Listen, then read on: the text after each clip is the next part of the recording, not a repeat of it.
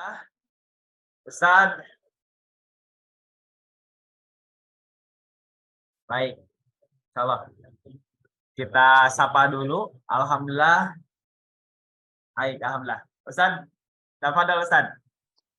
Ya, bismillahirrahmanirrahim. Assalamualaikum warahmatullahi wabarakatuh. Waalaikumsalam warahmatullahi wabarakatuh. Jadi untuk suara dan gambar saya aman ya, insyaallah ya. Alhamdulillah Ustaz, insyaallah sudah aman. Aman Baik. Ustaz. Ini langsung kita mulai ya. Siap Ustaz, tafadhol Ustaz. Alhamdulillah. Oke, bismillahirrahmanirrahim. Alhamdulillah, salatu wassalamu ala Rasulillah. La haula wala quwata illa billah. Amma ba'd. Hadirin abang-abangku semua yang dimuliakan oleh Allah Subhanahu wa taala. Mudah-mudahan Ramadan hari ini, puasa kita hari ini menjadi hari dan puasa yang lebih baik dari kemarin. Dan semoga kalaupun Ramadan ini adalah Ramadan terakhir kita, tidak ada kesia-siaan dalam semua ibadah yang kita lakukan sepanjang bulan Ramadan tahun ini. Karena di antara sekian banyak hamba-hamba Allah yang paling merugi adalah siapa yang ditinggalkan oleh Ramadan, tapi dalam keadaan tidak menyiapkan bekal akhirat. Kenapa seperti itu? Karena sebaik-baiknya bekal akhirat adalah bekal akhirat yang disiapkan pada bulan Ramadan. Berbicara tentang bekal untuk di akhirat. Rasa-rasa emang kalau kita pikirin ya hidup nih emang cuma nungguin mati doang ya. Nggak ada yang lain gitu. Hidup cuma nunggu dari azan ke azan. Selesai azan subuh tadi kita sholat, terus kita nungguin azan zuhur. Azan zuhur selesai, kita sholat, nunggu azan asar. Dan seterusnya, ya itulah hidup, that's the real life. Hidup itu hanya menunggu azan ke azan. Yang jadi masalah adalah setelah kita sholat subuh tadi, kita nungguin azan zuhur, ya alhamdulillah kalau nanti masih bisa ngedengerin azan zuhur. Yang repot ini pas zuhur justru udah kita yang diazanin gitu. Nah ini yang kita nggak pernah tahu. Maka sebenarnya PR terbesar dalam hidup bagaimana kita menjadikan semua aspek kehidupan, keseharian kita, aktivitas itu sebagai wasilah jembatan untuk mengumpulkan bekal akhirat sebanyak-banyak. Tapi bukan berarti terus kita fokus sama akhirat melupakan dunia, enggak. Karena jelas tracknya sudah Allah sampaikan, jelas, tegas, gamblang. A'udzubillahi minasyaitonirrajim. Wattaqi fima atakallahu daral akhirah. Jadi carilah bekal di akhirat seluas-luasnya, sebanyak-banyaknya. Tapi kata Allah ada satu catatan, wala tansa nasibaka minad dunya. Jangan lupa kalau sekarang ini kita masih hidup di dunia. Kalau ada yang berpikir, dunia ini kayaknya cuman tempat kita singgah, jadi jangan fokus-fokus amat lah. Karena kehidupan kita itu nanti di akhirat. Justru berpikirnya harus sebaliknya. Bagaimana kita fokus supaya kehidupan di dunia ini jadi fasilitas ibadah yang terbaik kan gitu. Kan yang namanya ibadah itu bukan tadarus, bukan cuma itikaf, bukan cuma sholat witir, bukan cuma sholat-sholat fardu, haji, umroh, enggak. Bahkan profesi yang kita lakukan itu adalah ibadah. Atau jangan-jangan musibah yang sedang kita hadapi, terus kita harus bersabar, itu juga bagian dari ibadah. Dan ibadah tertinggi itu bukan sholat tahajud. Ibadah tertinggi itu bukan haji, ibadah tertinggi bukan umroh. Ibadah tertinggi setiap hamba Allah itu adalah ketika dia ridho dengan takdirnya Allah. Nah, itu ibadah paling tertinggi dan paling berat. Dan di antara sekian banyak unsur ridho kita untuk menerima takdirnya Allah, yang paling Allah tunggu-tunggu itu adalah istiqomah kita dalam kebaikan-kebaikan. Saya baru aja update status tadi habis sholat subuh di IG saya. Iseng-iseng saya bikin caption ini terkait dengan ini ya. Karena bulan April ini kan hari kelahirannya almarhum UJ, tanggal 12 April, terus beliau meninggal tanggal 26 April. Jadi saya iseng-iseng bikin caption, ini saya bacain ya. Ini on the spot nih captionnya, jadi mohon maaf kalau kata-katanya agak berkeleng nggak jelas gitulah, maklum. Apa saya tulis di caption IG saya, hikmah di balik UJ. Artinya hikmah di balik kehidupan seorang UJ gitu ya. Saya tulis, orang baik itu meski jasadnya sudah terkubur, tertindih tanah, terhimpit papan, tapi kebaikan-kebaikannya nggak akan pernah terkubur. Itu hadiah terindah dari Allah untuk orang-orang baik.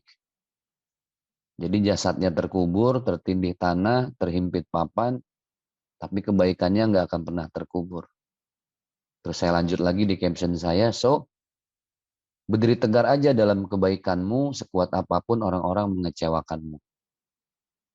Jadi mau sekuat apapun orang menghantam kita, mengecewakan kita, Allah cuma minta satu, istiqomah dalam kebaikan. Gitu. Jadi saya membahasakannya berdiri tegar aja dalam kebaikanmu. Jangan goyang. Saya lanjut lagi di caption akhir. Kenapa? Karena satu orang mengecewakanmu, yakinlah, itu cara Allah mempertemukanmu dengan orang-orang lain yang lebih menghargai dan memuliakanmu. Kan hidup tuh enak ya. Bahkan di saat orang lain mengecewakan kita, kita masih bisa berpikir positif.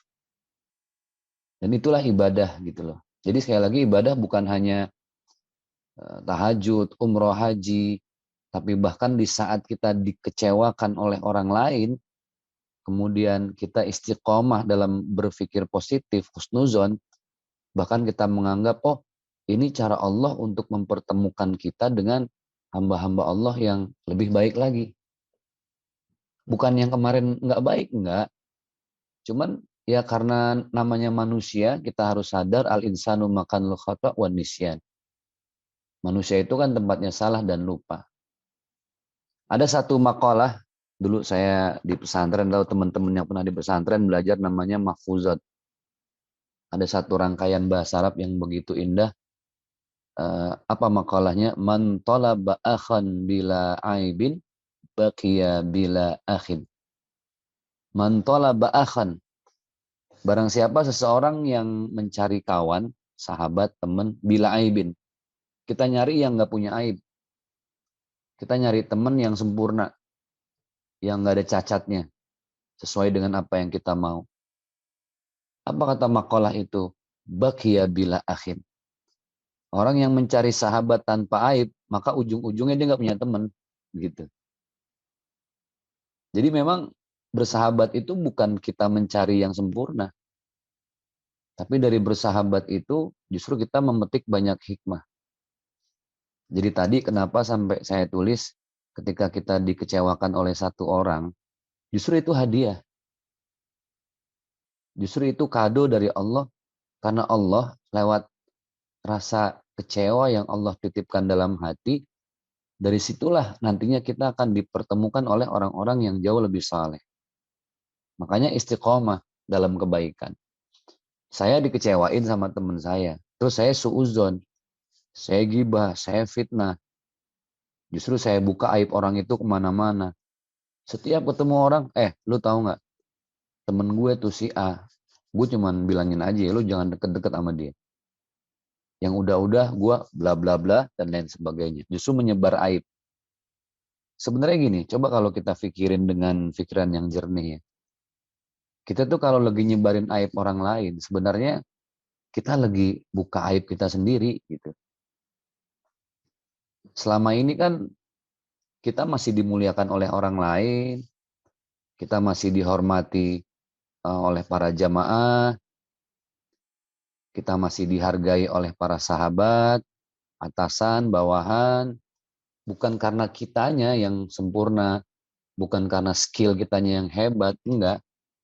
Satu, kenapa saya masih dimuliakan oleh orang lain? Satu alasannya, karena Allah masih nutupin aib kita gitu. Seandainya Allah mau buka aib kita, mungkin nggak ada sisi baik sama sekali. Nah, makanya kita sering banget nggak sadar menilai orang lain terlalu banyak aib di atas aib kita yang lebih banyak, tapi kita nggak sadar. Jadi makanya berbicara tentang istiqomah, dalam salah satu ayat di surat Al-Fatihah. Al-Fatihah kita sebut juga dengan Sab'ul Mathani atau 7 ayat yang diulang-ulang ya. Kenapa kok Al-Fatihah disebut dengan Sab'ul Mathani? Ya karena 7 ayat itu terus kita ulang-ulang. Entah ya di sholat subuh, zuhur, setiap sholat fardu, bahkan di sholat-sholat sunnah yang lainnya. Bahkan karena keberkahan surat Al-Fatihah di setiap doa bahkan ditutup dengan Al-Fatihah. Kadang ada orang sakit pun kita bacain Al-Fatihah. Ada orang meninggal pun kita baca Al-Fatihah. Saking seringnya kita baca surat Al-Fatihah. Jadi Al-Fatihah itu ya sudah mengakar dan mendarah daging dengan kita. Dan salah satu ayatnya yang paling dahsyat, yang jarang kita ngeh, kita sadar, yaitu ayat yang berbunyi ihdinas siratal mustaqim.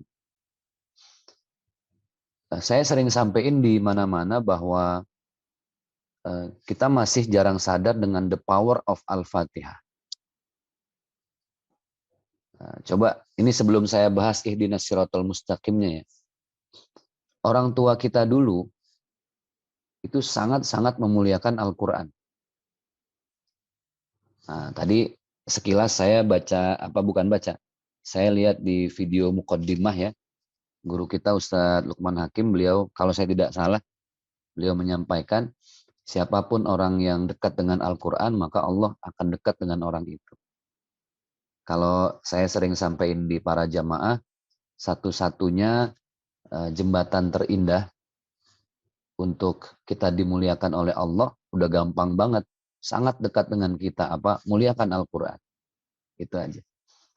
Makanya lihat orang dulu ketika mau baca Al-Quran sangat-sangat dia muliakan. Dia cium, ditaruh di kening, dicium lagi, bahkan ditaruh di atas kepala, sangat memuliakan gitu ya.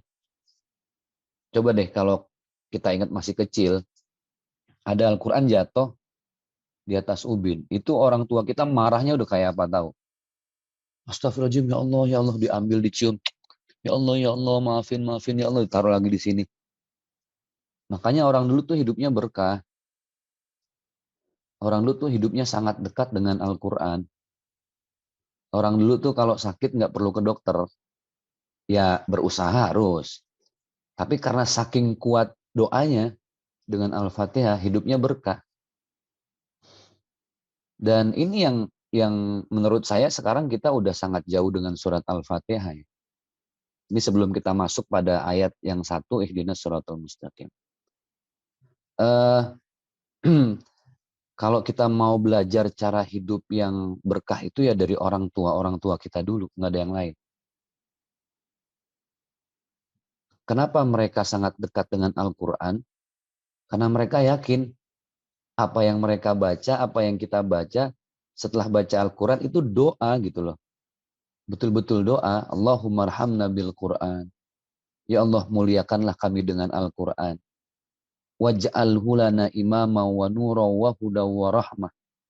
Ya Allah, jadikanlah Al-Quran bagi hidup dunia akhirat kami itu sebagai imam, pemandu, wa nuran, sebagai cahaya, lentera, wa hudan, sebagai hidayah, wa rahmah. Ini jelas, udah jelas banget. Jadi kalau kita mau cari imam, kita mau cari cahaya, kita mau cari kasih sayang dari Allah ya lewat Al-Quran. Gitu. Oke, saya persempit lagi ya. Kenapa sampai orang dulu hidup berkah dengan Al-Fatihah? Karena Al-Quran yang 30 juz itu 114 surat, 6.666 ayat, lebih dari 17.000 kalimat. Kan itu semua terangkum dalam satu surat. Surat Al-Fatihah. Yang terdiri dari 7 ayat. Sab'ul Mathani. Yang terus diulang-ulang. Dan 7 ayat ini ketika kita diperas lagi, surat Al-Fatihah, dia menjadi satu kalimat yang indah. Yaitu Bismillahirrahmanirrahim. Maka sebenarnya ketika kita mengawali kebaikan dengan baca Bismillahirrahmanirrahim, itu sama dengan kita memuliakan pekerjaan kita dengan Al-Quran. Bacaan-bacaan Al-Quran. Apalagi dengan baca surat Al-Fatihah. Nah, semua ayat dalam surat Al-Fatihah begitu dahsyat. Kalau kita kupas per ayatnya, itu ribuan jilid novel itu nggak akan pernah bisa menguraikan seperti dahsyatnya uraian surat Al-Fatihah. Makanya dulu kenapa ada satu buku yang begitu dahsyat, judulnya Samudra Al-Fatihah, karyanya B. Arifin waktu itu. Saya di pesantren baca buku itu. Nah, di antara sekian banyak ayat-ayat yang dahsyat dalam surat Al-Fatihah, satu di antaranya adalah ihdinas siratal mustaqim. Ya Allah, tunjukkanlah kepada kami jalan yang lurus. Nah, kita ini lagi SD dulu, setiap baca ayat ini, ihdinas siratal mustaqim, yang kita bayangin apa? Yang kita bayangin jembatan yang lurus, rambut dibelah 7, gitu ya. Sampai kita mikirin, satu rambut aja kita jalannya gimana, ini satu rambut dibelah 7. Gitu.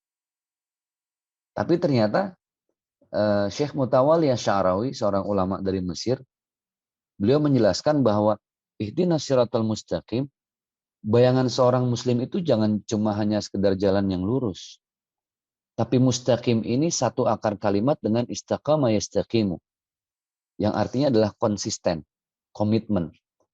Jadi maksud dari doa ihdinas siratal mustaqim, ya Allah, tunjukkanlah, anugerahkanlah kepada kami jalanmu yang kami istiqomah di dalamnya. Jadi kalau sudah kalimatnya jalanmu, udah pasti jalan kebaikan. Tunjukkan kepada kami jalanmu, kebaikanmu, yang kami istiqomah di dalamnya. Nah, makanya kita nggak sadar kenapa dalam agama kita, sholat fardu itu sampai 5 waktu, subuh, zuhur, asar, maghrib, isya. Karena secara nggak langsung di tiap sholat itu kita sedang mengasah niat. Niat itu seperti pisau dia harus diasah. Niat akan semakin tajam, pisau akan semakin tajam ketika diasah. Niat akan semakin tajam, nggak tumpul ketika diasah. Biasanya dengan apa? Ya dengan membaca niat di setiap sholat. Tadi kita sholat subuh, usolli fardhu subhi raka'ataini mustaqbil qiblati adaan lillahi ta'ala. Zuhur usolli fardhu zuhri arba'a raka'atin mustaqbil qiblati adaan lillahi ta'ala. Semuanya lillahi ta'ala, lillahi ta'ala, lillahi ta'ala. Kenapa? Kita disuruh istiqomahkan niat dulu. Nah, ini yang pertama. Ini poin pertama. Apa sih yang harus kita istiqomahkan? Niatnya harus istiqomah dulu. Belajar dulu untuk lillahi ta'ala. Ini nasihat buat saya secara pribadi, nasihat buat kita semua secara umum. Istiqomah dalam niat yang baik itu susah. The power of niat ini dahsyat loh. Dulu sinetron Tukang Bubur Naik Haji, itu kan cerita realnya adalah bagaimana seorang tukang bubur ayam dengan biaya haji 30 juta, tapi dia mau berangkat gitu loh. Dia nggak punya harta, dia cuma punya niat.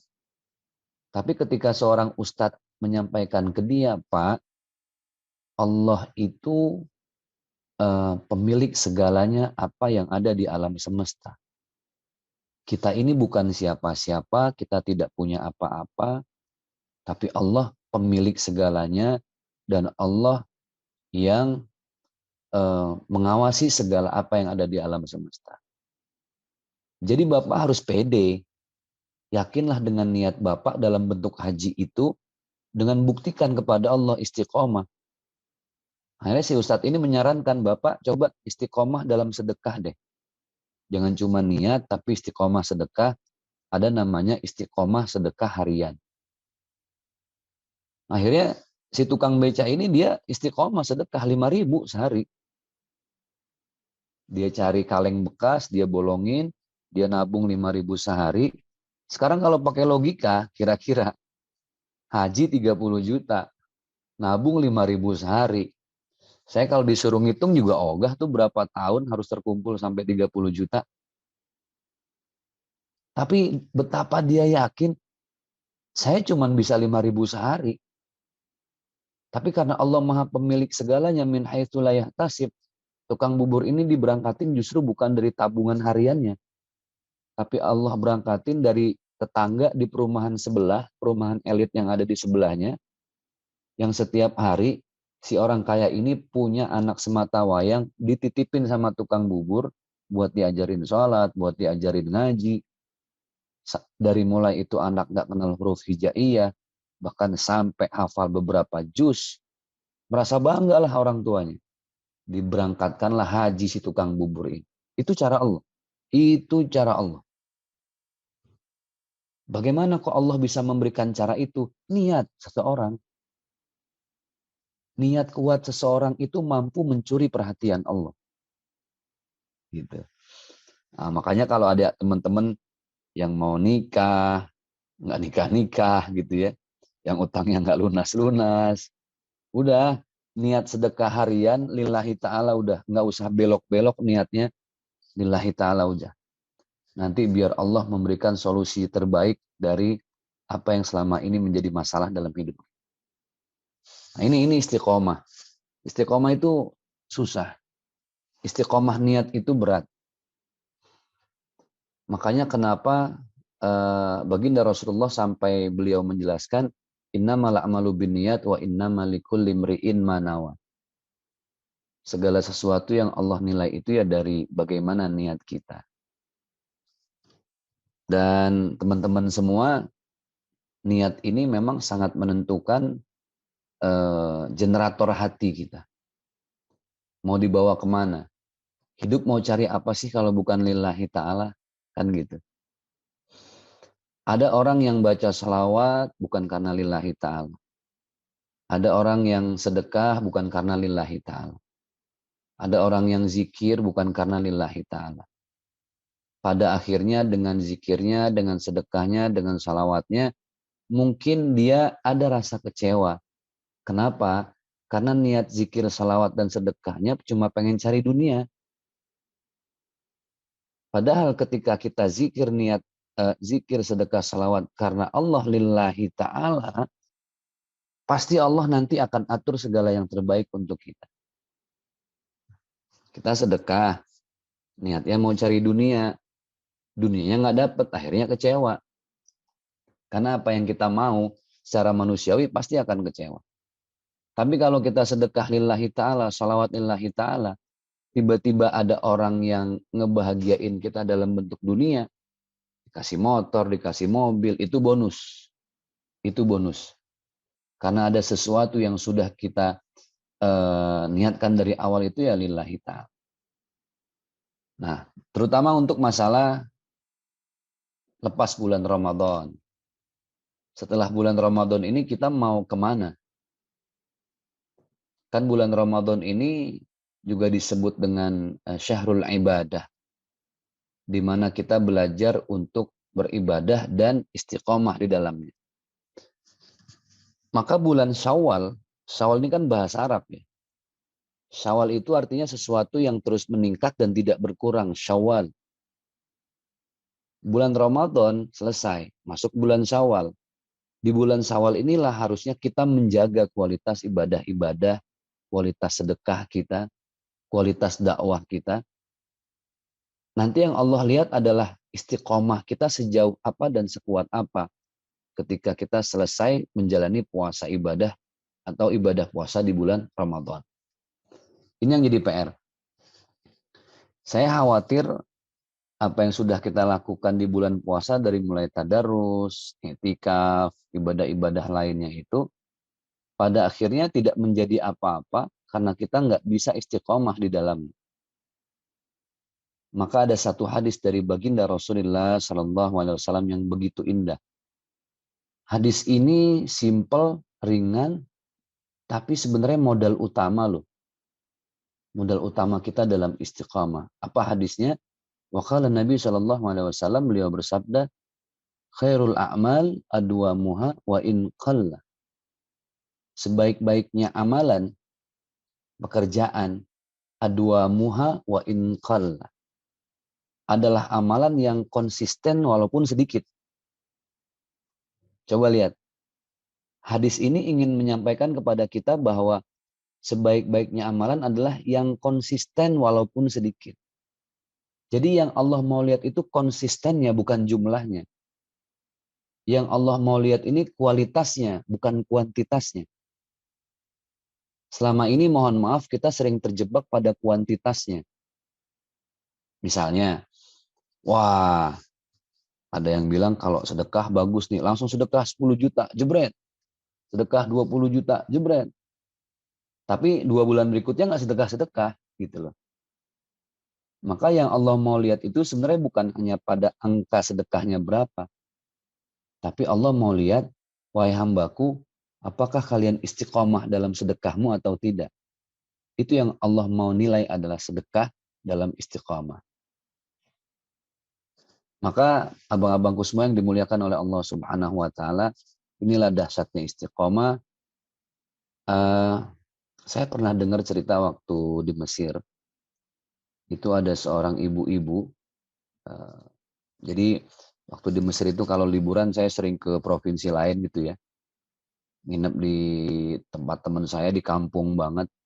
Terus saya pernah dengar ada orang Mesir yang ketika jasadnya yang terkubur ini mau dipindahkan, karena ini adalah pemakaman keluarga, terus mau dicari tempat yang lebih luas, ketika mau dipindahkan, ada satu jasad yang mencuri perhatian banyak orang.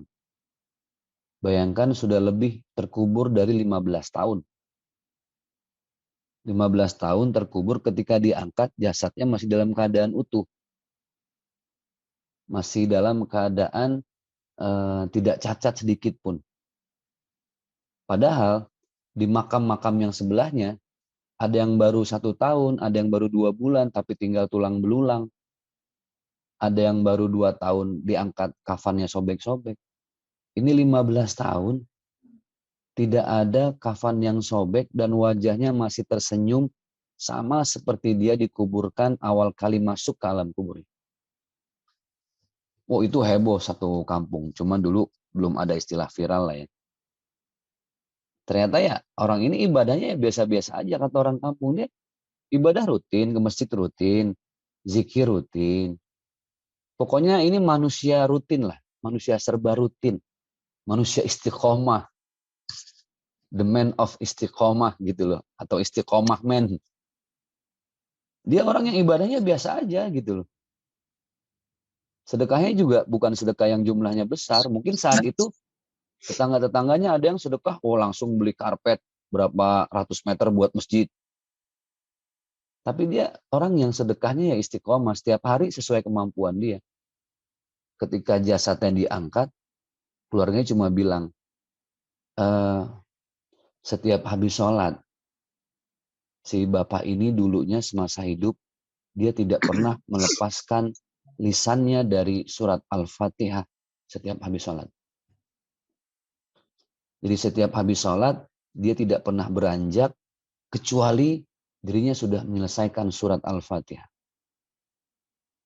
Dan bahkan setelah selesai surat Al-Fatihah, dia keluar masjid, dia cari orang yang pertama dia lihat, siapapun orangnya.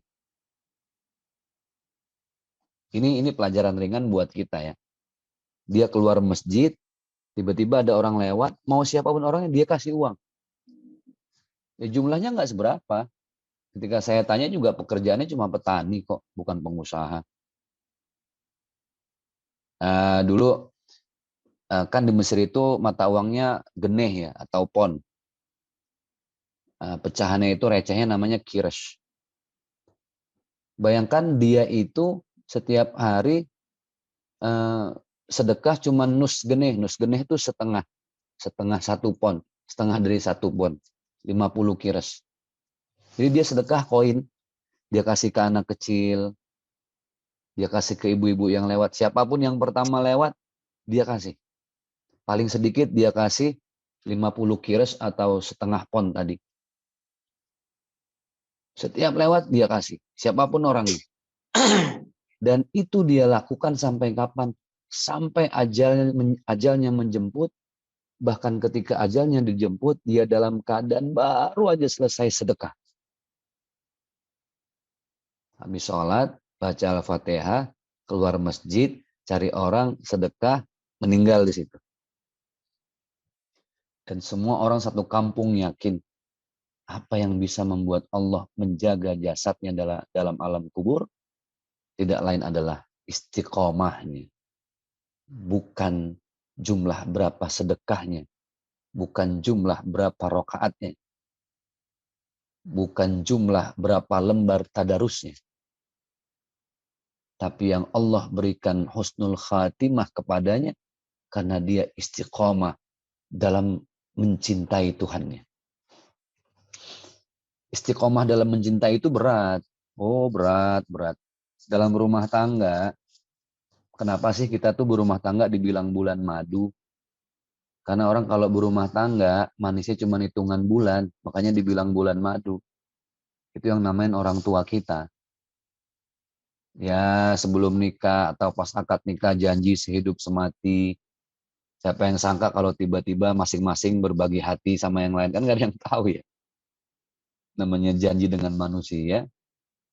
Tapi lihat bagaimana orang tua kita yang awet rumah tangganya. Mereka istilahnya ya nggak bullshit di awal lah. Nggak terlalu menjanjikan di awal. Mereka satu, mereka komitmen dalam mencintai setiap hari dengan hal-hal yang kecil. Dan mereka saling istiqomah di dalamnya. Ya, zaman sekarang kita nggak tahu ya. Kalau tiba-tiba suami pulang sampai rumah, kasih perhatian ke istrinya, 1 hari, 2 hari, tapi besoknya ada apa nih, nggak ada perhatian lagi, gitu kan. Tapi orang tua kita lihat dulu, rumah tangganya biasa-biasa aja. Tapi bagaimana nenek saya, dia buktikan cintanya ketika kakek saya makan. Dia ada di sampingnya dan standby. Saya ingat banget waktu saya kecil, setiap di mana kakek saya makan, di situ pasti ada nenek saya. Setiap kakek saya mau minta sendok, diambilin. Mau minta lauk ini, diambilin. Bahkan kadang disuapin. Ini kan hal yang bukan cinta yang diungkapkan lewat lisan. Bukan yang, I love you forever and ever. I miss you. Enggak gitu. Ini cinta dalam bentuk bilhal gitu loh. Langsung. Bahkan ketika kakek saya meninggal, ya yang dibilang kehilangan separuh nyawa ya orang tua dulu tuh betul. Kakek saya meninggal, ya nenek saya mungkin jadi bingung ya. Biasa nemenin makan, biasa nyiapin baju, tahu kebutuhan suaminya apa, nenek saya. Ketika suaminya meninggal, hilang separuh nafasnya. Ini bukan separuh nafasnya dewa ya. Ini kisah separuh nafas yang hilang ketika kakek saya meninggal. Itu masuk hari ke-40 kakek saya meninggal. Saking gak kuatnya nenek saya hidup sendiri tanpa suaminya. Akhirnya dia meninggal di hari ke-40 kakek saya meninggal. Itulah kenapa ada istilah janji sehidup semati. Seperti itu. Bukan perkara harus mengucapkan cinta dengan yang romantis. Tidak. Orang tua dulu, dia istiqomah dalam membuktikan cintanya kepada pasangannya dan tidak pernah putus. Nah ini analogi. Ke Allah pun sama. Allah itu mau dicintai dalam bentuk hal-hal yang kecil tapi istiqomah. Dengan baca Al-Fatihah, dengan sedekah, istiqomah. Dengan tadarus, ya jumlahnya mungkin nggak terlalu banyak ayatnya, tapi istiqomah. Kebaikan-kebaikannya sama tetangga, istiqomah. Setiap minggu dia datang tetangga, Bu Haji, saya ada rezeki makanan, mohon diterimalah kadarnya, istiqomah. Dengan sahabatnya juga dia pedulinya, istiqomah. Ketika ada hadiah, bro sis, yuk gue traktir yuk, makan yuk, sebulan sekali, istiqomah. Jadi betapa indah hidup dalam istiqomah. Dah, apa yang saya ingin sampaikan, poin utamanya adalah jangan pernah lelah untuk istiqomah dalam mencintai Allah. Walaupun dalam bentuk yang ringan dan sedikit saja. Entah itu sedekahnya, entah itu ibadah-ibadah mahdoh lain. Apalagi di bulan Syawal. Bulan yang secara namanya aja udah jelas. Terus meningkat. Jadi yuk apa yang sudah kita lakukan nih di bulan Ramadan, kita jaga supaya istiqomah seperti yang sudah saya sampaikan tadi, the power of niat, the power of istiqomah, the power of Al-Fatihah. Ternyata dahsyat. Islam ini punya banyak the power yang belum kita gali. Kita terlalu terlena, punten mohon maaf lahir batin. Kita mungkin terlalu terlena dengan hijrah kita. Kita terlalu terlena dengan memperbaiki diri tapi sehingga tidak peduli lagi dengan orang-orang di sekitar kita. Kita terlalu banyak mengoreksi diri sendiri. Itu bagus. Sangat-sangat bagus. Tapi mengoreksi diri sendiri itu jangan sampai kita melupakan diri orang lain. Bukankah Allah ciptakan begitu banyak manusia di sekeliling kita dan mereka itu adalah jembatan terindah untuk kita menggapai ridhonya Allah? Kan gitu. Makanya sampai Allah baginda Rasulullah sampai beliau menyampaikan irhamu man fil ardi yarhamukum man fis sama. Sayangilah siapapun orang-orang yang ada di sekitar kita karena hanya dengan itu maka Allah akan menyayangimu. Jadi teman-teman semuanya ternyata inna sholata tanha anil fahsya'i wal munkar. Kewajiban kita bukan hanya bagaimana kita memperbaiki sholat kita secara fikih, itu harus. Bagaimana kita mengoreksi bacaan-bacaan kita di setiap sholat, itu harus. Tetapi ingat ada ultimate goal yang Allah mau dari setiap gerakan sholat kita. Inna salata tanha anil fahsya'i wal munkar. Dengan gerakan sholat yang terus kita benahi, dengan bacaan sholat yang terus kita koreksi untuk diri sendiri, saat itulah harusnya juga kita lebih peka terhadap riak-riak sosial yang ada di sekitar kita. Nah, jangan sampai kita terbedaya dengan sholat kita, tapi kita sampai lupa dengan apa yang sekeliling kita. Itulah kenapa lihat gerakan terakhir sholat kita kan salam. Assalamualaikum warahmatullahi wabarakatuh. Kita nengok ke kanan. Assalamualaikum warahmatullahi wabarakatuh. Kita nengok ke kiri. Artinya gerakan salam mau bilang sama kita, wahai hamba Allah yang baru menyempurnakan sholatnya secara fikih, maka sempurnakanlah hidupmu dengan peduli terhadap sesama. Makanya begitu banyak hadis Rasulullah yang punya kaitan erat antara iman, percaya hari kiamat, dengan hal-hal sepele yang ada di sekitar kita. Contoh, man kana yu'minu billahi wal yaumil akhir falyukrim jarahu. Siapa umatku kata Rasul, beriman, percaya dengan hari kiamat. Nah, sempurnakan dengan apa? Muliakan tetangga. Falyukrim dhaifahu, muliakan tamu. Falyakul khairan, berkata-katalah yang baik, auliyasmut, atau diam sekalipun. Jadi PR seorang muslim ini besar. Salat adalah direct connection kita kepada Allah. Tapi ternyata ada tetangga, ada tamu, ada saudara kandung, bahkan ada orang tua, apalagi ibu, yang itu kita jarang sadar juga jalan terdekat menuju ridhonya Allah. Ada satu hadis, ridhollah fi ridhol walidain. Ini bukan jalan terdekat lagi. Bahkan sampai Allah yang menyampaikan apa kata Rasulullah, ridhollah fi ridhol walidain. Kalau mau dapat ridhonya Allah, ya dapetin ridhonya orang tua gitu loh. Wasuhtullah fi suhtil walidain. Dan murkanya Allah letaknya pada murkanya orang tua. Kan gitu. Jadi mohon maaf lahir batin. Jangan sampai kita ngurusin orang lain juga. Sibuk memperbaiki ibadah kita masing-masing. Tapi kita lupa untuk membahagiakan ibu yang masih hidup. Ini udah jelas, tegas. Nggak ada cara lain untuk kita menggapai berkah hidup ini kecuali dengan memuliakan ibu. Sampai ada yang nanya, ya Allah Ustadz, ibu saya udah nggak ada. Loh, dalam agama kita nggak ada mengenal berbakti itu putus dengan kematian orang tua, nggak ada. Orang tua udah nggak ada. Ibu kita udah di alam kubur. Udah nggak bisa kita cium tangannya. Udah nggak bisa kita dengar suaranya. Kita cuma bisa mengenang kenangan manis ibu kita hanya di handphone, di video, di galeri. Bukan berarti terputus. Memuliakan sahabat-sahabat ibu, memuliakan keluarga ibu, itu sama dengan memuliakan ibu yang sudah meninggal.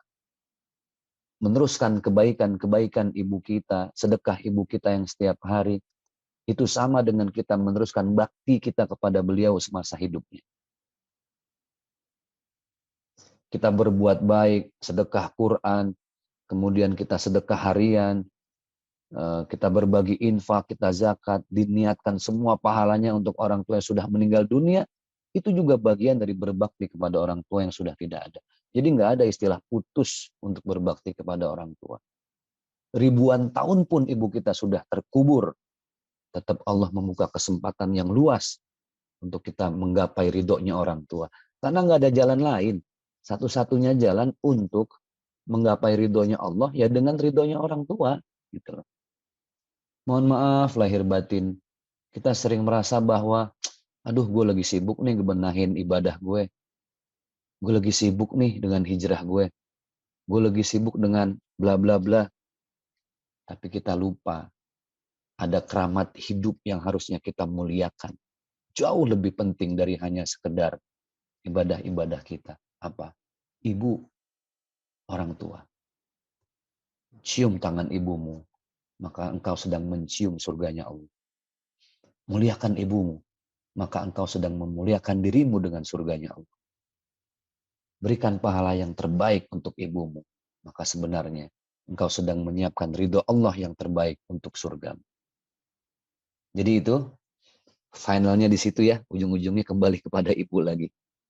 Mudah-mudahan kita yang selama ini lagi berusaha untuk memperbaiki diri, nggak akan pernah lupa juga untuk memperbaiki hubungan kita terhadap tetangga, tamu, keluarga, saudara. Ya Allah, Kang punten, punten semuanya.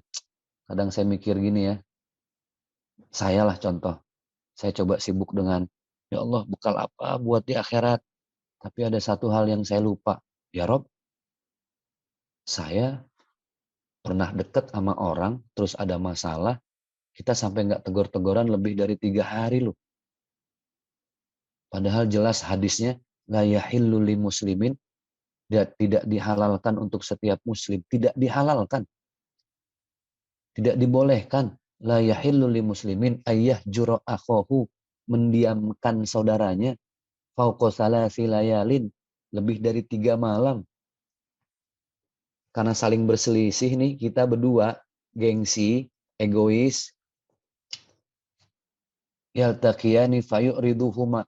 Ketemu aja kita saling mingser. Ketemu nih di jalan nih. Wah, ada dia nih. Gue mau lewat situ ah. Gengsi dong. Wah, putar balik. Bela-belain jauh loh. Cuma gara-gara orang yang benar-benar kita benci. Padahal, tahu nggak sih? Saya jadi makin sadar. Kalau saya lagi berselisih sama temen, di situ Allah lagi ngasih kesempatan dan Allah nungguin. Karena hadis itu ada kalimat wa khairuhuma alladzi yabda'u bisalam. Ada 2 orang berselisih, tahukah kalian? Yang terbaik di mata Allah di antara mereka berdua adalah yang memulai salam duluan. Artinya yang negor duluan, yang minta maaf duluan. Ini saya kadang berpikir diri saya kok sibuk ngurusin ibadah sendiri, tapi sama teman udah berantem lebih dari 3 hari nggak tegor-tegoran. Aduh, jangan-jangan ntar ibadah saya sia-sia. Cuma gara-gara sesuai dengan hadis tadi gitu kan. Jangan-jangan saya masuk kategori fawailul lil musallin alladzina hum an salatihim sahun. Celakalah orang yang sholat. Kok bisa orang sholat celaka? Ya karena dia sholatnya lalai. Bukan hanya waktunya. Tapi dia lalai untuk memulai mengucapkan salam, meminta maaf dalam kondisi berselisih 2 orang sesama muslim. Jadi itu. Kepekaan dalam agama Islam itu tidak hanya bentuk virtual, tapi bahkan kepekaan sosial. Itulah jembatan terindah menuju kepada ridhonya Allah. Jadi itu mudah-mudahan yang saya sampaikan bisa bermanfaat nih buat semuanya. Nasihatan lakum wali khasan. Di kajian ini seolah-olah memang saya yang sedang memberikan tausiah, tapi pada hakikatnya justru saya yang sedang menasehati diri sendiri, karena tidak ada yang paling pantas untuk menasehati diri kita kecuali hati nurani kita. Mudah-mudahan bisa bermanfaat. Terima kasih. Saya kembalikan ke MC kita. Masya Allah, Alhamdulillah, syukron Ustadz atas penyampaian materi pada pagi hari ini yang membahas mengenai istiqomah, menjaga istiqomah setelah Ramadan. Yang mana tadi Ustadz menyampaikan ibadah tertinggi setiap hamba Allah yaitu ketika dia ridho terhadap takdir Allah. Dan unsur ridho atas takdir Allah adalah istiqomah. Apapun yang terjadi, seberapa besar orang lain manusia mengecewakanmu, tetaplah maju untuk ibadah dan beramal soleh. Masya Allah. Baik ayah bunda member Muslimin Club, Troops, DP Foundation, dan juga sahabat-sahabat ayah bunda dari Muhyiddin. Selanjutnya kami persilakan barangkali ada yang ingin bertanya langsung pada Ustadz, bisa raise hand ya. Boleh dipencet raise hand-nya ataupun boleh di kolom chat. Ya, insya Allah kita akan diskusi. Masih ada waktu ya, beberapa saat sebelum ditutup. Masya Allah. Alhamdulillah. Ini ada Pak Rahmanto. Masya Allah. Baik Pak Rahmanto, boleh di unmute langsung disampaikan pertanyaannya. Tafadhol. Bismillahirrahmanirrahim. Assalamualaikum warahmatullahi wabarakatuh, Ustadz. Waalaikumsalam.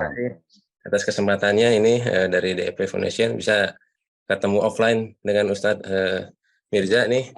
Selama ini cuma lihat-lihat aja di TV, Ustadz. Gitu. Insya Allah mudah-mudahan bisa ketemu offline nanti lain waktu. Amin, amin, amin. Ini izin Ustadz. Jadi ini terkait dengan istiqomah ya. Jujur aja ini dari beberapa pemberitaan, ada juga termasuk teman kan. Gitu. Jadi saya termasuk yang bagaimana caranya supaya Allah menjaga iman dan hati kita, terutama ya iman Islam kita. Saya agak takut-takut juga karena beberapa teman itu ada dua mungkin teman kita itu yang menurut saya agak aneh lah situasinya ya. Jadi artinya beliau dari lahir itu Muslim, dari keluarga Muslim yang taat lah insya Allah. Nah, tapi tiba-tiba menjelang umur ya hampir 30-an lah gitu ya, ada keraguan. Ada yang di umur 30, ada yang di umur 40 gitu ya. Ada keraguan terhadap Islam. Nah, justru katanya ya datang lewat mimpi, ada yang datang lewat mimpi, ada yang datang ketika tahajud katanya gitu. Bahwa agama yang benar itu menurut mereka adalah bukan Islam katanya gitu. Jadi ada tiba-tiba ada yang lihat semacam cahaya, ada yang lain-lain lah ceritanya begitu. Termasuk juga ada teman yang setelah umroh ya.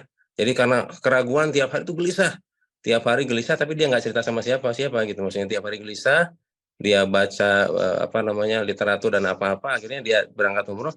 Setelah umroh makin mantap untuk apa? Untuk bina agama malah gitu maksudnya. Nah ini saya betul-betul luar biasa. Saya juga artinya takut nih. Bagaimana saya punya anak, punya keluarga ya, artinya harus kita jaga supaya hidup surga istilahnya gitu ya. Jadi bagaimana untuk menjaga bahwa Allah itu jaga kita gitu Ustaz. Begitu Ustaz mungkin kurang lebih ya. Gitu. Terima kasih Ustaz. Baik. Langsung saya jawab ya. Ya. Oke. Bismillahirrahmanirrahim. Jadi dalam agama dan dalam hidup kita perlu tahu dulu makna agama ya. Kalau bahasa Arabnya kan ad-din. Ad-din itu lebih ke pasrah, ikhlas. Makanya kenapa selalu diarahkan untuk mengedepankan nilai-nilai ikhlas. Karena itu nilai utama dalam ad-din.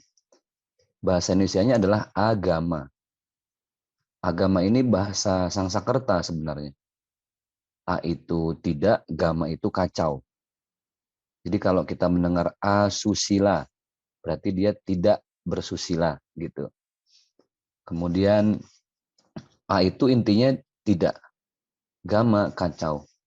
Jadi orang yang beragama itu sebenarnya dia diarahkan untuk tidak mengacaukan segala aspek kehidupan, termasuk diri dia sendiri. Makanya dikatakan agama, yang bahasa Arabnya adalah ad-din. Agama tidak bisa lepas dari sugesti. Sugesti itu bisa lahir tergantung dari lingkungan, orang tua, sahabat, dan pendidikan. Ini yang memberikan sugesti dalam beragama. Contoh, bapak saya orang NU, tapi ibu saya Bandung Persis. Keluarga bapak saya NU Tulen, Betawi, yang hobinya maulid, hobinya baca tahlil, ada 40 hari, ada haul, dan lain sebagainya. Tapi kalau sudah ke rumah aki saya, Kiai Eman Sar'an, Persis di Garut, itu subuhnya nggak boleh kunut, nggak ada tahlil, orang meninggal nggak boleh ngaji kubur. Jadi dari kecil saya sudah terbiasa dengan dua sugesti.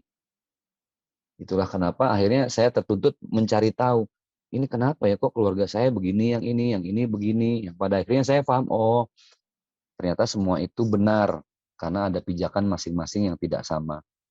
Sugesti. Nah, sama saya urai sedikit dulu. Kita nonton film di bioskop, filmnya film serem. Saya yakin saking seremnya, keluar dari bioskop, kita masuk toilet. Ini parno nih. Lagi pipis, tiba-tiba, gubrak, astagfirullahaladzim. Padahal nggak ada apa-apa, cuman karena habis nonton film serem, tersugesti. Contoh lain lagi, berobat. Ini yang lagi viral sekarang adalah Ida Dayak ya. Kan lagi viral nih. Sampai tante saya saking tersugestinya karena dia ada sakit, dia bilang, cariin minyak dong, minyak Ida Dayak 50.000 gitu kan. Terus saya iseng-iseng, ada minyak tawon dari Makassar. Minyak tawon dari Makassar, saya masukin botol, terus saya tanya tante saya, tante udah pernah pakai minyak belum? Udah, segala minyak yang mahal-mahal udah saya pakai, tapi nggak sembuh-sembuh. Ini harus pakai minyak Ida Dayak nih gitu. Ini udah tersugesti gitu loh. Akhirnya minyak tawon yang itu bukan minyak Ida Dayak, saya kasih ke dia. Saya bilang, ini minyak dari Ida Dayak. Asli, saya bilang. Oh serius, serius. Dipakai, sembuh. Berarti kan bukan perkara minyaknya, tapi perkara sugestinya gitu loh. Dia bisa tersugesti dan itu yang bikin sembuh. Karena memang dalam agama kita pun meyakini obat terbaik itu ya ada dalam diri kita sendiri, termasuk niat tadi. Nah, jadi orang beragama itu ada beberapa sugesti yang dia terima. Nah, akhirnya mungkin ada sugesti bahwa Islam itu agama yang rumit. Islam itu sholatnya aja sehari 5 waktu. Belum lagi puasa Ramadan 1 bulan. Belum harus haji. Belum lagi umroh. Belum nanti masalah fikih, khilafiyah. Ada yang subuhnya kunut, ada yang enggak. Ada yang terawihnya, ada yang 2-3. Pusing dia, pusing. Akhirnya ada satu cara berpikir, kenapa enggak life is simple gitu loh. Life is make it simple. Akhirnya kok dia ngelihat teman-teman agama yang lain tidak serumit beragama Islam gitu. Nah, ada satu hal yang dia belum masuk pada wilayah, bertemu dengan guru, bertemu dengan sosok yang menggambarkan kepada orang-orang yang seperti itu bahwa justru Islam ini tidak rumit. Ketika kita menyelaminya bukan pada tatanan kulitnya saja, tapi kita masuk pada dagingnya, itu menjadi indah gitu loh. Tarawih ada yang 23, ada yang 11. Perkaranya bukan 23, bukan 11. Tetapi seperti itulah Islam menghadapi perbedaan. Maka belajar masalah tarawih saja tidak bisa lepas dari urusan sejarah gitu Bang. Kenapa kok ada sampai 11? Kenapa ada sampai 23? Ini kan ada runutan sejarah yang harus dipelajarin secara fikih. Nanti ada lagi, kenapa ada maulid, kenapa nggak ada maulid, gitu kan? Kenapa ada Sunni, kenapa ada Syiah? Kan orang melihatnya ribet. Tetapi itu semua sebenarnya bagian dari keindahan beragama Islam. Belum lagi ada oknum, ngebom, gedung, nyakitin orang kafir, nyakitin orang non-muslim, ngebunuh, yang pada akhirnya orang semakin takut dengan Islam. Belum lagi ditambah film-film propaganda dari Amerika kan. Setiap ada film yang teroris pasti ada Allahu Akbar, Allahu Akbar. Itu orang jadi semakin takut gitu loh. Nah, ini PR kita sebenarnya. Kembalilah kepada zaman Rasulullah. Kembalinya bukan dalam tatanan ibadah. Rasul tidak pernah mengaku saya Sunni. Rasul tidak mengaku saya Syiah. Rasul itu cuma mengajak kita lillahi ta'ala. Dan betapa indah lillahi ta'ala itu melepaskan semua mazhab, melepaskan semua perbedaan, tapi tetap kita harus bermazhab sebagai satu pegangan kan gitu.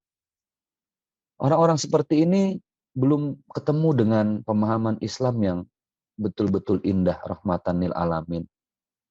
Bagaimana kita diajarkan untuk tidak melihat orang pada casingnya saja. Ini Islam, this is the real Islam gitu loh. Saya tambahkan lagi gini, Syekh Muhammad Abduh, ulama dari Mesir di zamannya, pernah berangkat ke Eropa. Sampai di Eropa, dia melihat pemandangan bersih, disiplin, bagus, peradabannya teratur. Dia bilang apa? Di Eropa ini, saya tidak melihat Muslim, tapi saya melihat Islam. Saya pertama kali baca itu bingung, maksudnya apa? Kata dia, saya tidak melihat Muslim. Dia nggak melihat ada orang Muslim di situ. Yang seliweran tuh orang-orang non-Muslim. Tapi saya melihat Islam. Beginilah seharusnya disiplin dalam Islam. Beginilah seharusnya kebersihan dalam Islam. Beginilah seharusnya menjaga ketertiban hidup dalam Islam seperti di Eropa.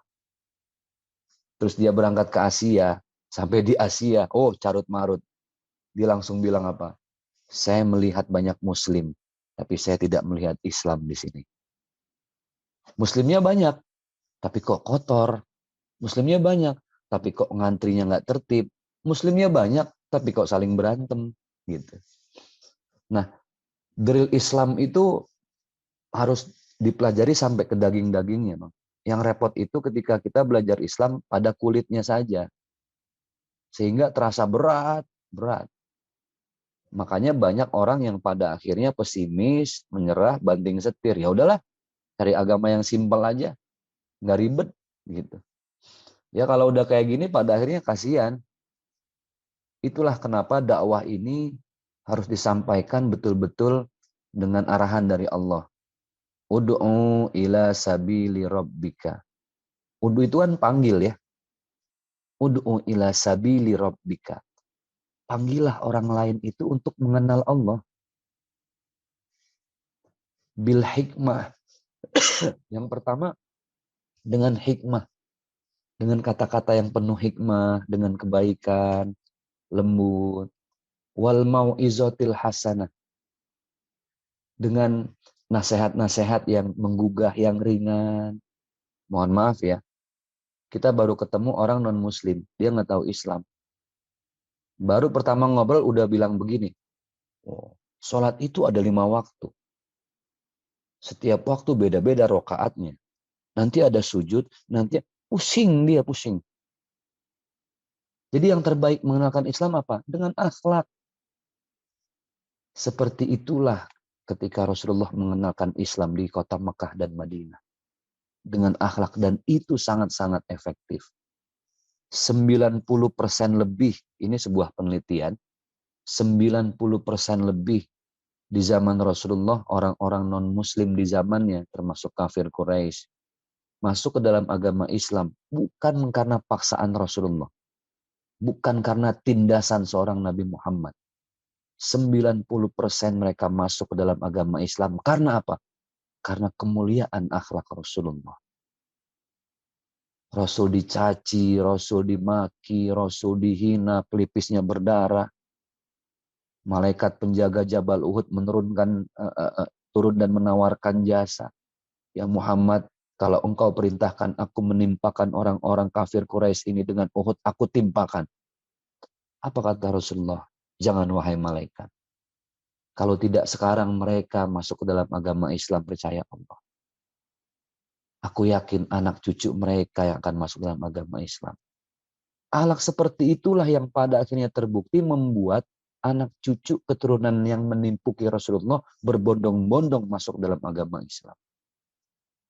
Jadi sebenarnya dakwah itu bukan hanya kewajiban Ustadz, Bang. Nah, saya dari masalah yang tadi ditanya sama Akang, saya cuma ingin menyampaikan kita nggak perlu menyalahkan mereka. Bisa jadi mereka seperti itu karena metode dakwah kita yang terlalu menyuguhi Islam seolah-olah agak berat, seolah-olah ribet gitu loh. Padahal Islam itu sangat simpel. Membenahi sampah di jalan itu Islam. Memungut duri itu Islam. Membantu nenek-nenek nyeberang itu Islam. Jadi semua aktivitas kecil kita itu saking indahnya agama Islam. Seandainya saja orang teman-teman abang tahu yang dia semakin sering umroh malah semakin yakin ninggalin Islam. Betapa dia merugi dalam akhirat. Nggak akan dia pernah ketemu satu konsep dalam agama manapun seperti Islam. Satu hadis saja. Kullu ma'rufin shadaqatun. Kata Rasulullah, setiap kebaikan sekecil apapun, Allah hitung itu sebagai sedekah. Makanya ketika di Qatar kemarin, hadis ini ditempel besar-besar di bandara di airport internasional. Kita tahu beritanya lah. Setiap orang pemain bola, supporter masuk, lihat hadis ini. Kullu ma'rufin shadaqatun. Setiap kebaikan adalah sedekah. Oh, Masya Allah. Islam tidak seburuk yang mereka nilai gitu loh. Bahkan kebaikan sekecil apapun dihitung sedekah. Itulah yang membuat berita viral saat itu di Qatar, Piala Dunia, ribuan orang masuk dalam agama Islam. Gitu. Jadi dalam hal ini menurut saya terlalu naif kalau kita menyalahkan mereka. Itu hak mereka.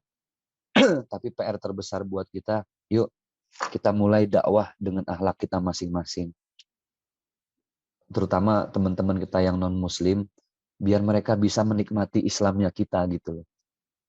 Bayangkan ketika ada teman kita yang non-muslim merasakan indahnya akhlak Rasulullah dalam diri kita. Kita nih bukan harus jadi Rasul, enggak. Kewajiban kita bukan jadi Rasul.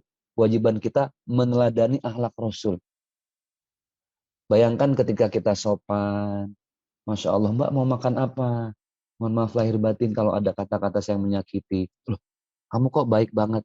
Seperti itulah Rasul kami mengajarkan. Wah, dahsyat itu, Bang. Itu orang makin kepo dengan yang namanya Muhammad. Sayangnya, kita ini kadang memaksakan Islam itu dengan hal yang orang belum sanggup. Lu kalau nggak pakai sorban belum Islam ya. Lu kalau belum sholatnya, bacaannya mantap belum Islam ya. Enggak seperti itu. Rasul itu menyuguhkan Islam dengan sangat-sangat indah. Bahkan sampai seorang raja Persia, raja Romawi, ketika mencari sosok Muhammad di kota Madinah, dia datang dengan unta yang dihiasi emas. Dia turun di depan masjid, dia cari mana istananya Muhammad. Seorang ibu-ibu bilang, Muhammad tidak punya istana. Mana singgasananya Muhammad? Muhammad tidak punya singgasana. Mana prajuritnya Muhammad? Muhammad tidak punya prajurit. Lalu di mana rumahnya Muhammad? Inilah rumah Muhammad, masjid kami. Di mana singgasana Muhammad? Inilah singgasana Muhammad, kota Madinah. Lalu di mana prajurit Muhammad? Kamilah ibu-ibu para prajurit Muhammad. Tersungkur orang itu, Bang. Masya Allah. That's the real Islam. Jadi maksud saya, tidak selamanya juga teman-teman kita yang mereka ragu dengan Islam. Jadi gitu. Ini mohon maaf kalau agak panjang jawabannya. Saking semangatnya nih, Bang. Saya suka gemes kalau ada orang yang kok menyuguhkan Islam tidak secara the real Islam gitu. Ya, gitu. Mohon maaf. Ini kalau dilanjutin bisa kelar Isya kita nih. Insya Allah. Baik Ustaz. Ngabuburit Ustaz. Siap. Insya Allah. Baik, Alhamdulillah Ustaz. Baik, masih ada waktu, kita maksimalkan sampai pukul 7 sebelum nanti ditutup dengan doa oleh Ustadz. Masih ada kesempatan untuk bertanya bagi ayah bunda, sahabat-sahabat yang baik. Kami persilakan, boleh raise hand untuk bertanya langsung ataupun di kolom chat.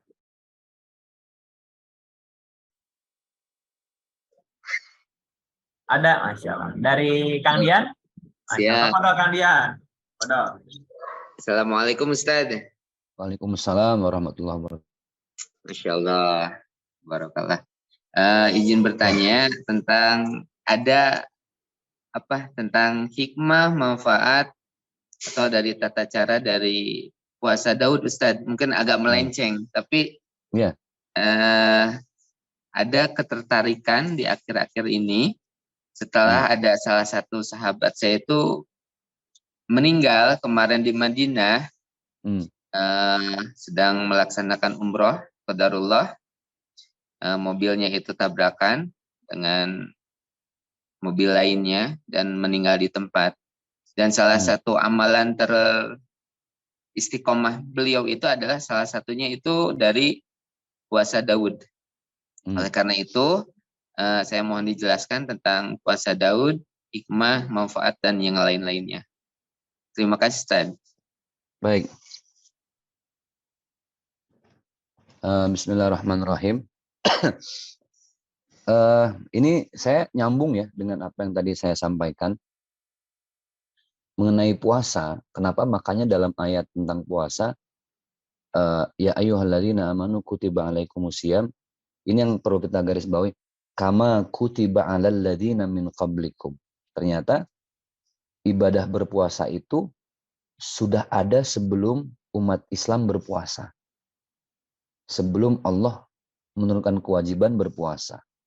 Berarti kalau ada sesuatu yang sudah dijalankan sebelum ada Islam, berarti ini sangat-sangat bermanfaat sampai dilanjutkan lagi oleh orang muslim, kan gitu. Berarti ada faktor X, ada faktor manfaat di balik puasa. Dan ternyata betul, sangat-sangat betul. Teman saya kuliah S3 di Australia, kedokteran. Dia orang yang cukup cuek dengan agama Islam karena menurut dia tadi ribet. Gue belajar Islam ribet bro, lu enak dari pesantren katanya gitu. Gue mesti belajar dulu sholatnya. Wah ribet deh gue, belum lagi puasa gitu loh. Kenapa? Karena mereka nggak masuk dalam hikmah di balik semua ibadah. Apa hikmah di balik sholat? Apa hikmah di balik puasa? Apa hikmah di balik baca Al-Quran? Mereka nggak sampai ke sana menyelamnya gitu loh. Kalau istilah orang berenang cuma di pantai doang, Bang. Orang yang berenang di pantai itu nggak akan bisa menikmati orang yang menyelam di tengah laut. Coba lihat, orang kalau cuma berenang di pantai, yang dilihat apa sih? Pasir, karang, ujung-ujungnya doang. Tapi sampai ada orang yang diving berjam-jam dengan tabung gas di belakangnya, mereka bisa menikmati pemandangan indah yang tidak bisa dinikmati siapapun yang cuma ada di pinggir pantai. Begitulah Islam. Kita kalau sudah menyelami Islam, oh indah bang. Dan itu tidak bisa dinikmati orang yang belajar Islam di pinggir pantai, kulitnya doang gitu. Makanya teman saya yang S3 ini dia sudah menyelami Islam. Sampai dia betul-betul menikmati Islam gitu loh. Sampai dia bilang, gila ya bro. Gue baru tahu. Ternyata racun-racun yang mengendap di dinding lambung kita, di perut. Dan itu menimbulkan kolesterol, bisa jantung koroner, nanti ke hepatitis, dan lain sebagainya lah. Ternyata itu semua ada obat alaminya loh. Yang nggak bisa diobatin dengan obat secanggih apapun. Terus saya tanya, serius loh? Iya serius. Dan ini hasil penelitian. Jadi obat secanggih apapun, mau keluaran pabrik manapun, nggak bisa mengobati endapan-endapan racun di dinding lambung. Terus dia bilang apa? Ternyata obatnya cuma satu. Lu mesti puasa dengan jumlah hari di atas 25 hari.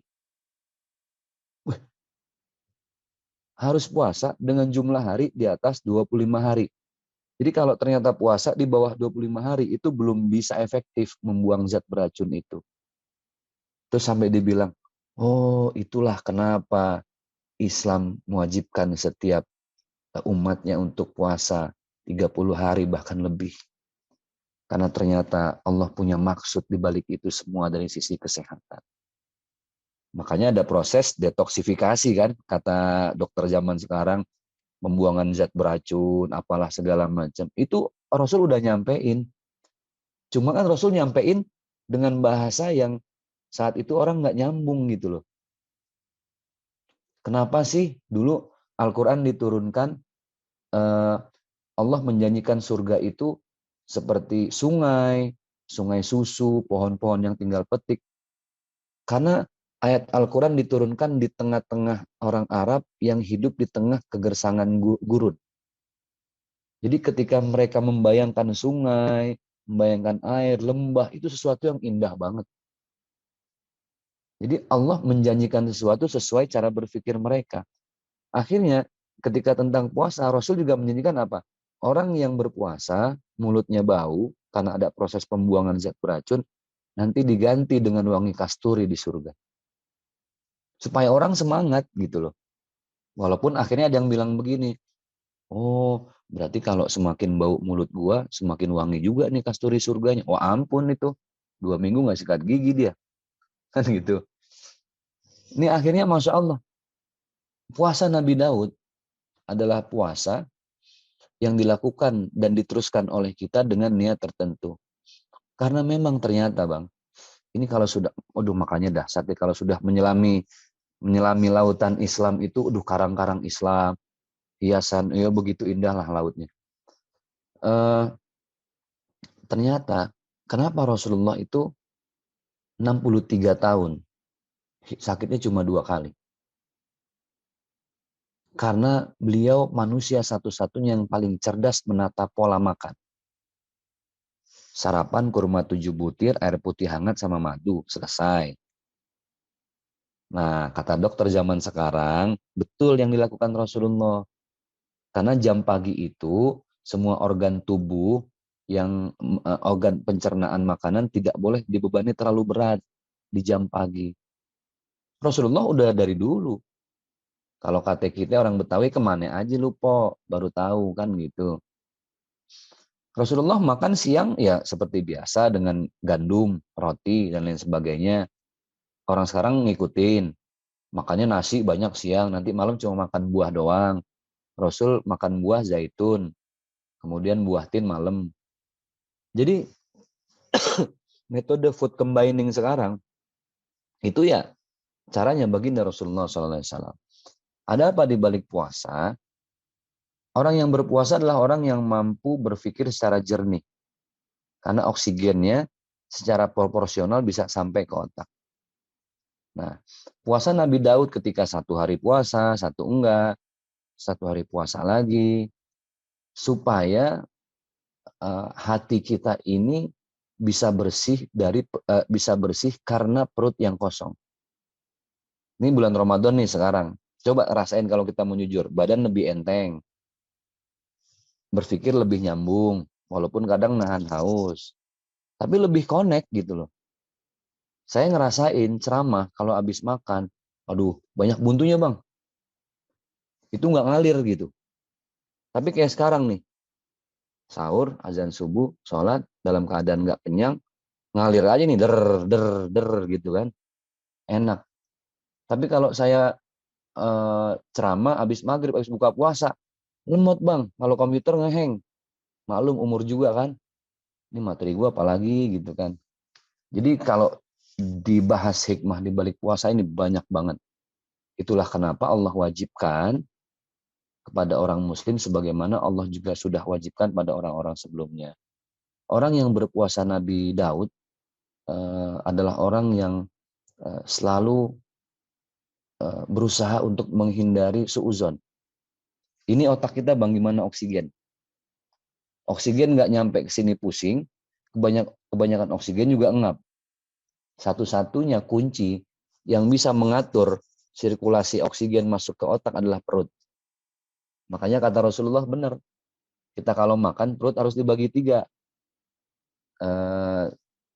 Sepertiga yang pertama ini buat air, sepertiga buat makanan, sepertiga buat oksigen. Makanya makan jangan sampai kenyang. Betul, ada satu makalah yang mengatakan, nahnu qaumun la na'kulu hatta najua. Orang Madinah itu dulu kalau makan belum datang lapar dia udah makan. La na'kulu hatta najua. Kami ini kaum la na'kulu, tidak akan makan hatta najua. Kalau udah datang lapar tipis aja nih kami makan. Wa idza akalna la nasba. Tapi kalau kami makan tidak akan pernah sampai kenyang. Jadi gitu. Ini kalau dibahas panjang lagi ini. Kebetulan jadi saya ada rangkaian acara berikutnya. Setelah ini mudah-mudahan nanti di lain kesempatan kita bisa bertemu lagi. Nggak kerasa ya, Masya Allah. Udah mau jam 7. Panjang juga dialog kita pagi ini. Jadi buat Kang Adit, mudah-mudahan apa yang saya jawab walaupun tidak memuaskan mungkin, tapi semoga bermanfaat. Bisa jadi bekal sehari-hari. Doakan saya makin istiqomah dalam ibadah, makin istiqomah dalam dakwah. Saya nggak minta banyak didoain. Saya nggak minta A, B, C, enggak. Saya cuma minta didoain 3 hal. Supaya saya makin tahu diri, makin rendah hati, dan makin ingat mati. Itu aja. Makasih, mudah-mudahan bermanfaat. Baik, alhamdulillah. Insyaallah, syukran Ustaz. Baik, Siap. nampaknya waktu pun sudah mau selesai. Baik, sebelum Ustaz tutup dengan doa, kita dokumentasikan kesempatan pertemuan pada pagi hari ini. Baik, untuk operator mohon dibantu kita dokumentasikan. Untuk ayah bunda semua yang sudah hadir di Zoom Rabuan ini boleh di open cam ya, kita dokumentasikan kebersamaan ini, kebersamaan yang langka ya. Tentunya mudah-mudahan kelak kita bisa berkesempatan bertemu dengan Ustadz offline insya Allah.